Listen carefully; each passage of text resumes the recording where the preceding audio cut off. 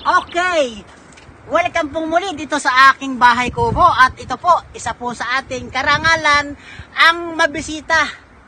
Hindi lamang dito sa mga taga-Italia, kundi ito po, galing pa po ng Amerika, from New Jersey at gusto niyang makita itong ating garden dito. Kaya ang kagandahan ngayon ay napakarami po talaga ng bunga nitong ating patola. Kaya parito tayo at dito makikita nyo sa dami ng mga bunga ito dito.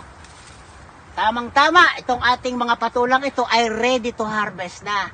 Kaya tayo ay natutuwa dahil marami pong mga kababayan tayo na gustong makarating dito sa ating garden, dito sa ating bahay kubo, dito sa Italia. Kaya sabihin natin mapalad yung aking tiya from Amerika dahil yan umabot siya ng bunga ng patola. Meron pa rin namang mga ampalaya pero hindi na siya kagandahan. Dahil ang sabi ko sa mga gustong pumunta rito, ang the best na pumunta rito ay month of July and August. Yung talaga ang napakaganda.